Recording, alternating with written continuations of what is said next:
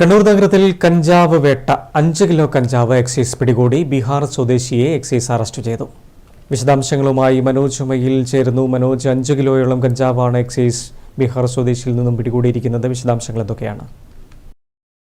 ഷിനിത്ത്, വൻ കഞ്ചാവ് കടത്ത് സംഘത്തിലെ പ്രധാന കണ്ണിയെയാണ് കണ്ണൂരിൽ എക്സൈസ് അറസ്റ്റ് ചെയ്തത്. കണ്ണൂർ പ്രസ് ക്ലബിന് സമീപം കഞ്ചാവുമായി എത്തിയ ബീഹാർ സ്വദേശിയായ രാജ്കുമാറിനെയാണ് എക്സൈസ് അറസ്റ്റ് ചെയ്തിട്ടുള്ളത്. പ്രതിയിൽ നിന്ന് 5 കിലോയിലധികം കഞ്ചാവും പിടികൂടി. ഡൽഹിയിൽ സെക്യൂരിറ്റിയായി ജോലി ചെയ്തു വരുന്ന രാജ്കുമാർ ബീഹാറിൽ നിന്ന് മറ്റ് സംസ്ഥാനങ്ങളിലേക്ക് കഞ്ചാവ് എത്തിക്കുന്ന പ്രധാന ഏജന്റും കാരിയറുമാണ് എന്നാണ് ഇപ്പോൾ എക്സൈസിന് ലഭിച്ചിട്ടുള്ള വിവരം. കമ്മീഷൻ സ്ക്വാഡ് അംഗം പി വി ഗണേഷ് ബാബുവിന് ലഭിച്ച രഹസ്യവിവരത്തെ തുടർന്നാണ് ഈ പ്രസ് ക്ലബ് പരിസരത്ത് എക്സൈസ് ഇൻസ്പെക്ടർ വി അക്ഷയുടെ നേതൃത്വത്തിൽ റെയ്ഡ് നടന്നത്. ഇതിലാണ് ഈ പ്രതി പിടിയിലായത്.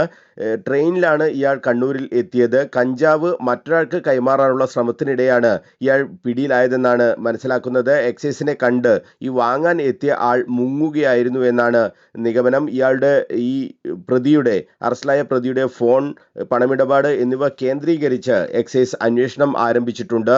ഓണം സ്പെഷ്യൽ ഡ്രൈവിന്റെ ഭാഗമായി എക്സൈസ് വ്യാപക തെരച്ചിലാണ് നടത്തിവരുന്നത്. നിരവധി ലഹരി ഇടപാടുകൾ ഇതുമായി ബന്ധപ്പെട്ട് പിടികൂടാനും എക്സൈസിന് കഴിഞ്ഞിട്ടുണ്ട്. Excise deputy commissioner P K Satheesh കുമാറിന്റെ നേതൃത്വത്തിൽ ഇതിനായി പ്രത്യേക സ്ക്വാഡുകൾക്കും നേരത്തെ തന്നെ രൂപം നൽകിയിരുന്നു.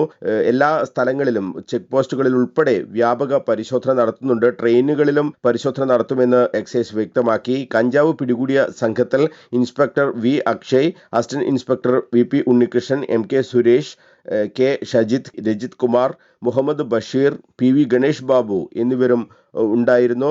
എന്തായാലും ഈ ഓണം സ്പെഷ്യൽ ഡ്രൈവുമായി ബന്ധപ്പെട്ട് വ്യാപക പരിശോധന തുടരും എന്ന് എക്സൈസ് വ്യക്തമാക്കുന്നുണ്ട്.